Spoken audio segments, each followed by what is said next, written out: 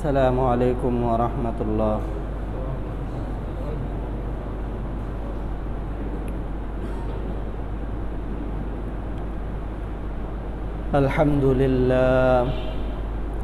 الحمد لله نحمده ونستعينه ونستغفره ونؤمن به ونتوكل عليه ونعوذ بالله من شرور أنفسنا ومن سيئات أعمالنا.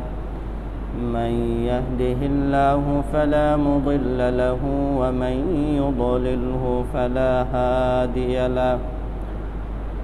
ونشهد أن لا إله إلا الله وحده لا شريك له. ونشهد أن سيدنا وسندنا وحبيبنا ومحبوبنا ومولانا وأولانا محمدا عبده ورسوله الذي أرسله بالحق بشيرا ونذيرا وداعيا إلى الله بإذنه وسراجا وقمرا منيرا. أما بعد فقد قال الله تبارك وتعالى في كلامه المجيد وفي فرقانه الحميد. أعوذ بالله من الشيطان الرجيم. بسم الله الرحمن الرحيم. ألهاكم التكاثر حتى زرتم المقابر. كلا سوف تعلمون ثم كلا سوف تعلمون. كلا لو تعلمون علم اليقين لترون الجحيم ثم لترونها عين اليقين ثم لتسألن يومئذ عن النعيم. صدق الله العلي العظيم وصدق رسوله النبي الكريم ونحن على ذلك لمن الشاهدين والشاكرين والحمد لله رب العالمين. سبحانك لا علم لنا إلا ما علمتنا إنك أنت العليم الحكيم. اللهم صل على محمد وعلى آل محمد كما صليت على إبراهيم وعلى آل إبراهيم إنك حميد مجيد. اللهم بارك على محمد وعلى آل محمد كما باركت على إبراهيم وعلى آل إبراهيم إنك حميد مجيد. الحمد لله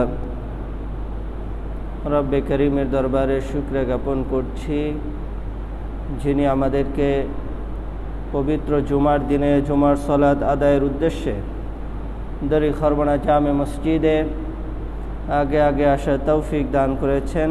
এজন্য দিল থেকে মোহাব্বতের সাথে কালিমাতুশ শুকর উচ্চারণ করি আলহামদুলিল্লাহ। আল্লাহ পাক রব্বুল আলামিন আমাদের উপরে অসংখ্য অগণিত নিয়ামত দান করেছেন। যেই নিয়ামতগুলোর শুকরিয়া বান্দা সারা জীবন প্রত্যেকটা শ্বাস প্রশ্বাসে যদি আদায় করে এরপরেও আদায় শেষ হবে না। অথচ দুনিয়ার মানুষ দুনিয়ার কোনো জায়গা থেকে, কোনো ব্যক্তির কাছ থেকে, কোনো প্রতিষ্ঠানের কাছ থেকে, কোনো দলের কাছ থেকে যদি কোনো ধরনের ইহসান, অনুগ্রহ, কোনো নিয়ামত পায়, তো ওই বান্দা ওই ব্যক্তি, প্রতিষ্ঠান, দলের প্রতি শ্রদ্ধা অবনত হয়ে যায়। আমরা অনেক সময় এ ধরনের কথা বলি যে আমি ওর কথা না শুনে উপায় নেই, কারণ সে আমাকে অনেক অনুগ্রহ করেছে। এই ধরনের অনেক ক্ষেত্রে আমরা বলি, আর বলাটা স্বাভাবিক। হাদিসে আল্লাহ রাসূল সাল্লাল্লাহু আলাইহি ওয়াসাল্লাম বলেছেন,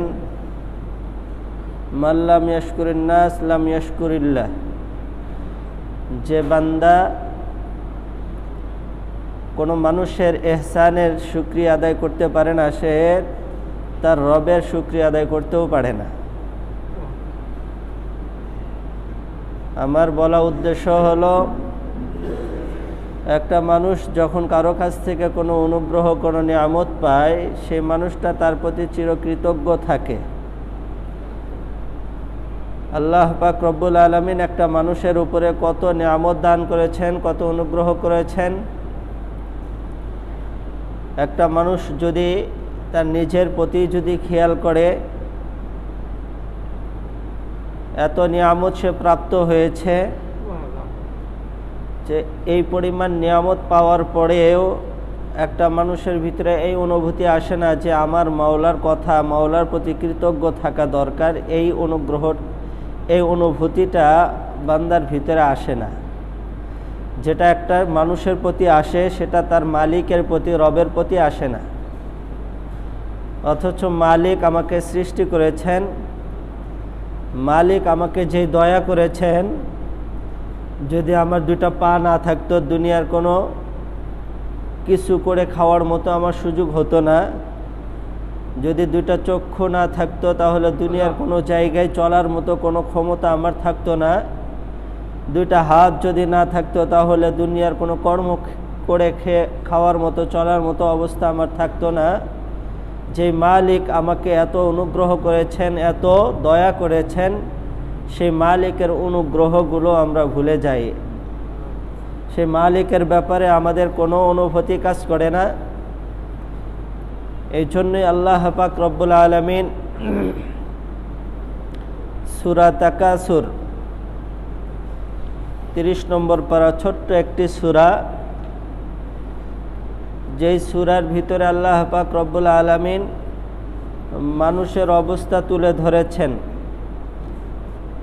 মানুষ দুনিয়াতে এসে মানুষের দুনিয়ার অবস্থাটা, মানুষের জীবনটা কেমন হয় আর কেমন হওয়া উচিত, এই চিত্র তুলে ধরেছেন আল্লাহ পাক রব্বুল আলামিন সূরা তাকাসুরের মাঝে। গত জুমাতেও তেলাওয়াত করেছিলাম, কিন্তু আলোচনা শুরু করতে পারিনি। আল্লাহ পাক রব্বুল আলামিন সূরা তাকাসুরের প্রথমেই বলেন, আলহাকুমুত তাকাসুর হাত্তা যুরতুমুল মাকাবির কাল্লা সাওফা তা'লামুন সুম্মা কাল্লা সাওফা তা'লামুন। আল্লাহ পাক রব্বুল আলামিন বলেন, আলহাকুমুত তাকাসুর, তোমাদেরকে বিভোর করে রেখেছে, উদাসীন করে রেখেছে পরস্পরের অর্থের প্রতিযোগিতার লিপ্সা। পরস্পর অর্থ উপার্জন, দুনিয়ার প্রতিযোগিতা, দুনিয়ার মোহ, দুনিয়ার ভালোবাসা তোমাদেরকে পরস্পরকে গাফেল করে রেখেছে, উদাসীন করে রেখেছে আখিরাতকে। দুনিয়ার মানুষের অবস্থা হলো এমন, দুনিয়ার মানুষগুলো দুনিয়াকে পেয়ে, দুনিয়া উপার্জনের জন্য, দুনিয়ার বস্তু পাওয়ার জন্য প্রতিযোগিতা শুরু করে এমনভাবে দিয়েছে যে আখিরাত যে একটা বিষয় আছে, সেই বিষয়টা বেমালুম, ভুলে আছে। কতটা ভুলে আছে আর কতদিন ভুলে থাকে? আল্লাহ পাক রব্বুল আলামিন বলেন, হাত্তা যুরতুমুল মাকাবির, এমন কি তোমরা কবরের সাথে সাক্ষাৎ করে ফেলো, কবরে চলে যাও। কবর যখন আমার মৃত্যু চলে আসে, ওই সময় আমার হুঁশ ফিরে আসে, উদাসীনতার থেকে আমি বের হয়ে আসি, আমার ঘুম ভেঙে যায়। যাহাই, আমি তো এতদিন স্বপ্নের মাঝে ছিলাম, এতদিন তো আমি একটা ঘোরের মাঝে ছিলাম। অনেক সময় আমরা একটা ঘোরের মাঝে থাকি, চিন্তার মাঝে থাকি, চিন্তা করতে করতে সময় শেষ। আমাদের প্রবাদ আছে, চোর চুরি করে নিয়ে যাওয়ার পরে বুদ্ধি বের হয়। ঠিক আমাদের অবস্থাটা ওই রকম। মৃত্যু যখন চলে আসে, ওই সময় আমার ঘুম ভাঙে যে হায়, আমি তো সারা জীবন দুনিয়ার পিছনে দৌড়িয়েছি, দুনিয়া কামানোর জন্য প্রতিযোগিতা করেছি, এখন তো আমাকে আসল ঠিকানায় চলে যেতে হচ্ছে। দুনিয়া সারা জীবন উপার্জন করে আমি দুনিয়ার জন্য তেমন কিছুই করতে পারিনি। সুতরাং সামনের যে জীবন, সেই জীবনের শুরু আছে, শেষ নেই। যেই জীবনের নিয়ামত সম্পর্কে আল্লাহ পাক রব্বুল আলামিন কোরআনে হাকিমে বর্ণনা করেছেন, যখন মৃত্যু চলে আসবে, দুই শ্রেণীতে মানুষ বিভক্ত হয়ে যাবে, ফারিকুন ফিল জান্নাহ ওয়া ফারিকুন ফিস সাঈর। মানুষ মারা যাওয়ার সাথে সাথেই ওই মানুষটা হয় জান্নাতীদের অন্তর্ভুক্ত হবে অথবা জাহান্নামীদের অন্তর্ভুক্ত হবে। এই দুই শ্রেণীতে বিভক্ত হয়ে যায়। মানুষ মারা যাওয়ার সাথে সাথেই ফেরেশতারা চলে আসে, হয় জান্নাতের ফেরেশতা আসবে অথবা জাহান্নামের ফেরেশতা আসবে। হয় জান্নাতের ফেরেশতা আমার কাছে আসবে অথবা জাহান্নামের ফেরেশতা আসবে। দুই দলের কোনো এক দল আসবে। আর আল্লাহ পাক রব্বুল আলামিন এদের ব্যাপারেই বলেছেন, কাদ আফলাহাল মুমিনুন, সফল হয়েছে তারা, ঈমান এনেছে যারা। সফল হয়েছে তারা, ঈমান এনেছে যারা।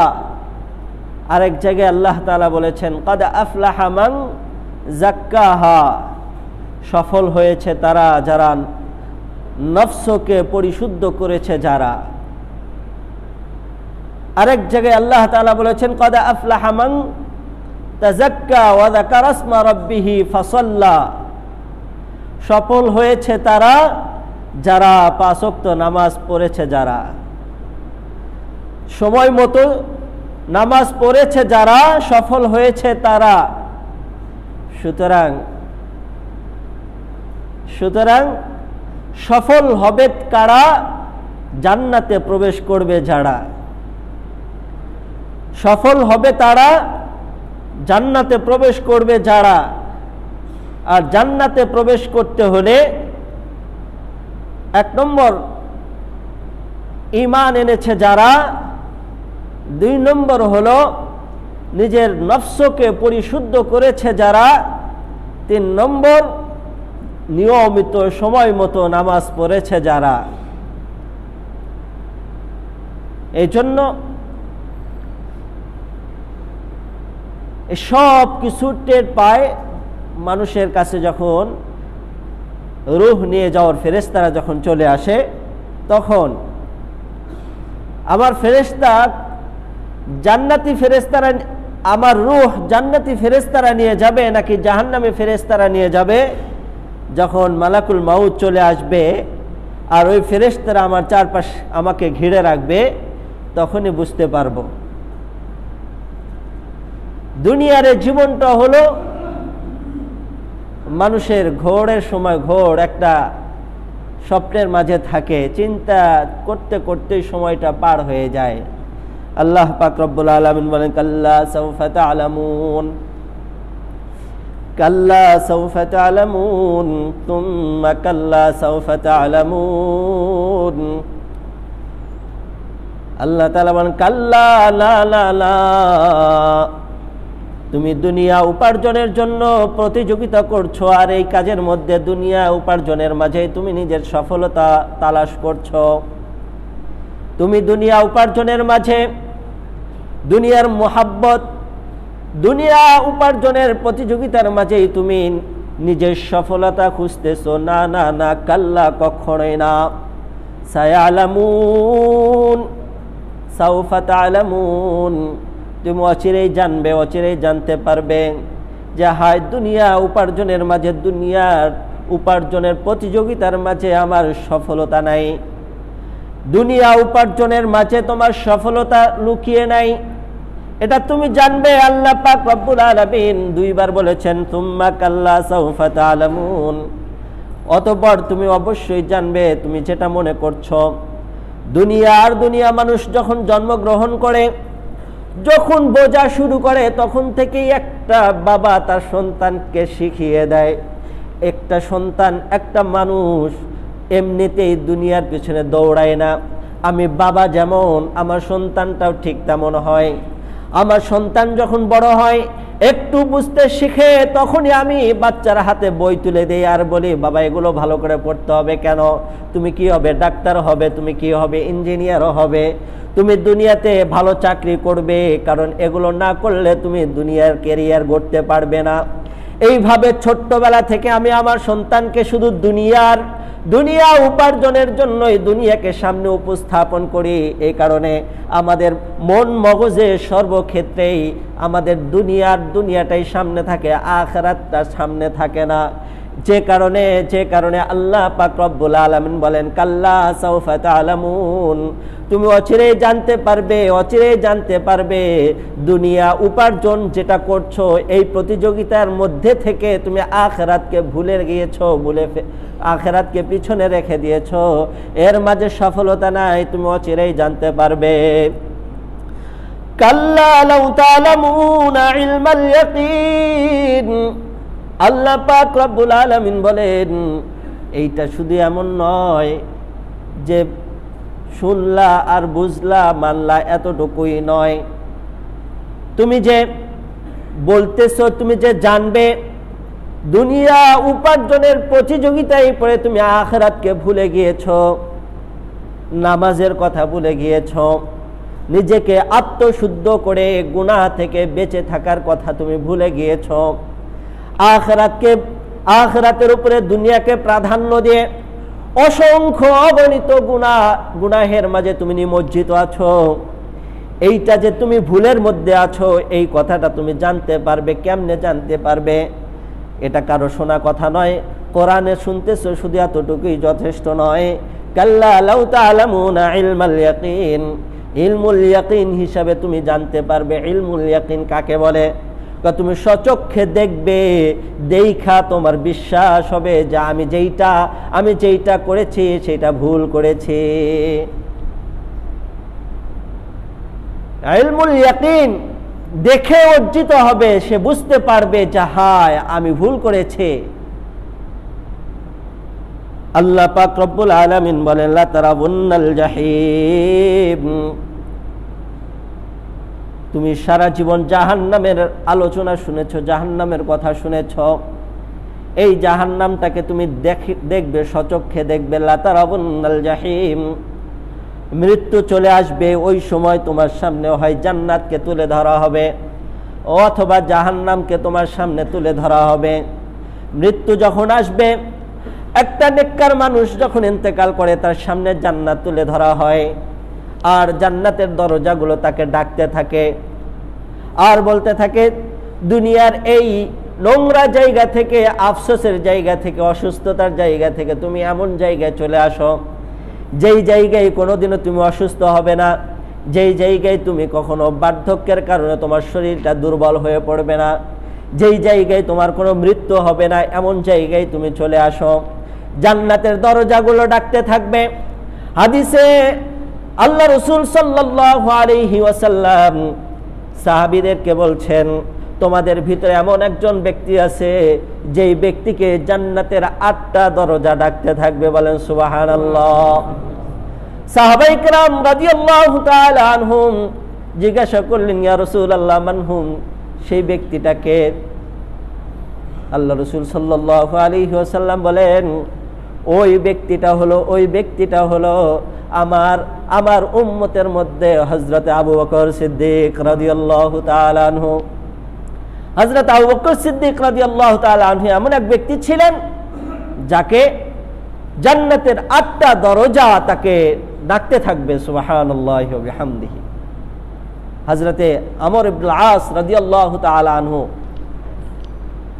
সাদ ইবনে আবি ওয়াক্কাস রাদিয়াল্লাহু তাআলা আনহু, যিনি ইসলামের সর্বপ্রথম তীর নিক্ষেপ করেছেন, তিনি আল্লাহ রাসূল সাল্লাল্লাহু আলাইহি ওয়াসাল্লামকে বললেন, ইয়া রাসূলুল্লাহ, আপনি আমাকে এমন একটা আমল শিখিয়ে দিন যে আমলের কারণে আমাকে জান্নাতের দরজা ডাকতে থাকবে। আল্লাহ রাসূল সাল্লাল্লাহু আলাইহি ওয়াসাল্লাম বললেন, আমি তোমাকে বিশেষ করে শিখাবো না, আমি তোমাকে একটা টিপস দিতে পারি। এই টিপসটা তুমি যদি আমল করো, এটা যদি তুমি আমল করতে পারো, তাহলে শুধু তুমি নয়, সারা পৃথিবীর যে কোনো মানুষ যারা ঈমান এনে এটা গ্রহণ করবে তার জন্যই জান্নাতের দরজাগুলো ডাকতে থাকবে। বলেন সুবহানাল্লাহ। হযরতে সাদ ইবনে আবি ওয়াক্কাস রাদিয়াল্লাহু তাআলা আনহু বললেন, ইয়া রাসূলুল্লাহ, আপনি বলুন। আল্লাহ রাসূল সাল্লাল্লাহু আলাইহি ওয়াসাল্লাম বললেন, নিজের নফসকে পরিশুদ্ধ করো, গুনাহ বর্জন করো, আর সময় মতো নামাজ পড়ো। গুনাহ বর্জন করো, সময় মতো নামাজ পড়ো, তোমার জন্য জান্নাতের দরজা ডাকতে থাকবে। বলেন সুবহানাল্লাহ। আমরা জান্নাতের আলোচনা শুনি, জান্নাতে যাইতে চাই, কিন্তু জান্নাতে যে আমলের মাধ্যমে যাওয়া যাবে সেগুলোর ধারে কাছেও যাইতে চাই না। আল্লাহ, জাহান্নামের শাস্তি কেমন হবে, জান্নাতের নিয়ামত কেমন হবে। আল্লাহ পাক রব্বুল আলামিন বলেন, জান্নাতীদের যে খাবার পরিবেশন করা হবে, প্রথম কাবিদুম মিনাল হুত। হুত এটা হলো মাছ, বিশাল বড়। এই মাছের কলিজা ভুনা করে খেতে দেওয়া হবে। জান্নাতীদেরকে যে খাবার খেতে দেওয়া হবে, একটা আইটেম সামনে থাকবে তা নয়। যারা বুফে খেতে গিয়েছেন 5 স্টার 7 স্টার হোটেলে, রেস্টুরেন্টে, দেখবেন একটা ট্রের উপরে বিভিন্ন ধরনের মাছের আইটেম থাকে কয়েক রকমের, বিফ আইটেম থাকে কয়েক রকমের, এইরকম চিকেন আইটেম থাকে অনেক রকম, স্যুপ থাকে অনেক রকম। আপনার যেটা ভাল লাগে সেটাই অল্প অল্প করে খেতে পারেন। অনেক মানুষ আছে বিফ পেয়ে এমনভাবে খাওয়া শুরু করে, পরবর্তীতে আর অন্যগুলো ধরেও দেখতে পারে না যে কেমন, একটা পেয়েই শেষ। জান্নাতীদেরকে খেতে দেওয়া হবে, মাছের কলিজা ভুনা করে দেওয়া হবে, গোশতের ভুনা থাকবে কয়েক রকমের। আল্লাহ পাক রব্বুল আলামিন বিভিন্ন রকমের খাবার তার সামনে পেশ করবে, সে খাবে। একটা দুইটা খাওয়ার পরে পেটটা ভরে যাবে, আফসোস থেকে যাবে, আহা পেট তো ভরে গেল, বাকিগুলো খাবো কেমনে। একটু হাই তুলবে, সাথে সাথে পেট খালি হয়ে যাবে। সুবহানাল্লাহ। যত খেতে ইচ্ছা করবে। আল্লাহু আকবার। যারা দুনিয়াতে হারাম পন্থায় উপার্জন করে নিজের শরীরটাকে নাপাক করে ফেলেছে, তাদের জন্য এই খাবার আল্লাহ তাআলা রাখেন নাই। হাদিসে আছে, তুমি তোমার শরীরটাকে, তোমার দোয়া কবুল হবে, দোয়া কবুল হওয়ার প্রথম অন্তরায় হলো তোমার শরীরে যদি হারাম বস্তু যদি ঢোকে, তোমার হাজার দোয়া আল্লাহর দরবারে পৌঁছবে না। আমরা দোয়া করি, দোয়া কবুল হয় না কেন? মূল কারণ ওইটা, আমার শরীরকে যদি আমি হারাম থেকে যদি দূরে রাখতে পারি, অবশ্যই 100% আমার দোয়া কবুল হবে। আর যদি আমার শরীরকে যদি অবৈধ ইনকাম থেকে দূরে রাখতে না পারে, 1000 দোয়া করলেও আমার দোয়া কবুল হবে না। এই জন্য আগের যুগে সাহাবীরা, আমাদের বড়রা দোয়া করে না, দোয়া সাথে সাথে কবুল হয়। ইস্তেসকার নামাজের জন্য ছাতি নিয়ে বের হয়েছেন আমাদের এক ওস্তাদের ওস্তাদ, ছাতি নিয়ে বের হয়েছেন। বলতেছে, হযরত আপনি ছাতি নিয়ে যাচ্ছেন কেন? ছাতি নিয়ে যাচ্ছেন কেন? বৃষ্টি তো নাই। আরে আমরা নামাজ পড়তে যাচ্ছি না। তাদের বিশ্বাস কেমন ছিল যে ইস্তেসকার নামাজ পড়ব, বৃষ্টি আসবে, বৃষ্টি থেকে বাঁচার জন্য ছাতা আগে থেকে নিয়ে গেছে। এটা ছিল তাদের বিশ্বাস, যে কারণে আল্লাহকে যেভাবে বলেছেন আল্লাহ তেমনটাই শুনেছেন। এরা ছিল যাদের দোয়া আল্লাহ কবুল করেন, কবুল করার তাদের দোয়া কবুল করবেন 100%, যাদের শরীরের ভিতরে হারাম নাই। এই জন্য এটা অনেক বড় জিনিস। হাদিসের তিরমিজি শরীফের প্রথম হাদিস, আল্লাহ রাসূল সাল্লাল্লাহু আলাইহি ওয়াসাল্লাম বলেছেন, লা তুকবালু সালাতুহুম বুদিয়া বিল হারাম। যার শরীরকে হারাম উপার্জন দ্বারা গঠিত করা হয়েছে, গঠন করা হয়েছে, ওই শরীর আল্লাহর জান্নাতে প্রবেশ করবে না। এজন্য দোয়া করা, আল্লাহুম্মা কফিনি বিহালালিকা আন হারামিক। আল্লাহর কাছে দোয়া করা। আল্লাহ রাসূল দোয়া করেছেন, হে আল্লাহ, আপনি আমাকে হালাল উপার্জনের উপরে আমাকে সন্তুষ্ট থাকা তৌফিক দান করুন। হালাল উপার্জন যেন আমার জন্য যথেষ্ট হয়, এজন্য আল্লাহ রাসূল দোয়া করেছেন। দোয়া করা, আগনিনি বিফাদলিকা আম্মান সিওয়াক, আল্লাহ রাসূল বলেছেন। এবং এই দোয়া করবে, দুনিয়াতে আপনি আমার জন্য যেটা রেখেছেন এটার উপরেই যেন আমি সন্তুষ্ট থাকি, আমার জন্য যেটা রাখেন নাই সেখান থেকে যেন আমি বিরত থাকতে পারি। এই জন্য হালাল উপার্জন এটা সীমিত হতে পারে কিন্তু বরকত থাকে, আর হারাম ইনকাম অনেক বেশি থাকতে পারে কিন্তু এর মধ্যে বরকত থাকে না। দেখেন না, কোরবানির সময় মায়া কান্না শুরু হয় যে এত পশু, এত গরু জবে হলে সারা বছর গরুর আমদানি কমে যাবে, থাকবে না, দাম বেড়ে যাবে। অথচ একটু যদি যোগ বিয়োগ মিলান, যে গরু যখন বাচ্চা দেয় একটার বেশি দেয় না, বলেন ঠিক কিনা? কুকুরের ক্ষেত্রে দেখেন, কুকুর কি বাংলাদেশে কোনো কুকুর জবে করে খাওয়ানো হয়? কোনো জায়গায় খাওয়ানো হয় না। অথচ কুকুর যখন বাচ্চা দেয় 5টা 7টা করে বাচ্চা দেয় একসাথে। তো এতগুলো কুকুর একসাথে বাচ্চা দিচ্ছে 5টা 7টা করে, দেখেন তো আমাদের দেশে কতগুলো কুকুর আছে। কুকুর তো কেউ জবে করে না, খায় না, তো কুকুরগুলো যায় কই? আর অপর দিকে দেখেন গরু প্রতিদিনই জবে হচ্ছে, একটা দুইটা না, সারা দেশ হিসাব করলে হাজার হাজার গরু জবে হচ্ছে, আর বাচ্চা দিচ্ছে একটা। কিন্তু এরপরেও গরুর গোস্তের সংকটে, গরুর সংকটে পড়েছে বাজারে, এরকম কোন সময় গেছে, যায় না, কোনোদিনও যাবেও না। বরকত দিবেন কে? আল্লাহ। হালালের মাঝে বরকত দেয় আল্লাহ, হারামের মধ্যে বরকত থাকে না। এই জন্য আল্লাহ পাক রব্বুল আলামিন জান্নাত তাদের জন্য ডাকবে যাদের শরীরটা হারাম দ্বারা গঠিত নয়, যাদের নামাজ কবুল হবে। হাদিসে দ্বিতীয় হাদিস, তিরমিজি শরীফের হাদিস, আল্লাহ রাসূল বলেছেন, লা তুকবালু সালাতুহুম বিগাইরি তুহুরিন। নামাজ কবুল হয় না পবিত্রতা ছাড়া। আর ওযু যেমন বাহ্যিক শরীরকে পবিত্র করে, অভ্যন্তরীণ পবিত্রতা হারাম জিনিস বর্জনের মাধ্যমে হয়। হারাম জিনিস যদি বর্জন না করি, আমার শরীর অভ্যন্তরীণ পবিত্র হবে না। আর এমন ভাবে নামাজ পড়লে সেই নামাজ কবুল হয় না। এজন্য আল্লাহ পাক রব্বুল আলামিন জান্নাতীদের দুনিয়ার জীবনে লাতুসআলুন্না ইয়াউমা ইযিন আনিন নাঈম, আল্লাহ তাআলা বলেন, দুনিয়াতে যে নিয়ামতগুলো তোমাদেরকে দিয়েছি, এই নিয়ামতগুলো ব্যাপারে সেদিন জিজ্ঞাসা করা হবে। আল্লাহর আদালতের সামনে কিয়ামতের দিন যখন আমি উপস্থিত হব, আমার নিয়ামত সম্পর্কে জিজ্ঞাসা করা হবে। আল্লাহ তাআলা আমাকে যে নিয়ামতগুলো দিয়েছেন, আমাকে চক্ষু দিয়েছেন, আমাকে হাত দিয়েছেন, পা দিয়েছেন, আমাকে অঙ্গ প্রত্যঙ্গগুলো দিয়েছেন, এগুলোর ব্যাপারে জিজ্ঞাসা করা হবে যে তুমি এগুলোকে আমার জন্য ব্যবহার করেছো নাকি দুনিয়া উপার্জনের জন্য তুমি ব্যবহার করেছো। আল্লাহ পাক রব্বুল আলামিন দুনিয়া উপার্জনটা ওই পরিমাণ হওয়া দরকার যেই পরিমাণ দুনিয়াতে থাকার জন্য আমার প্রয়োজন।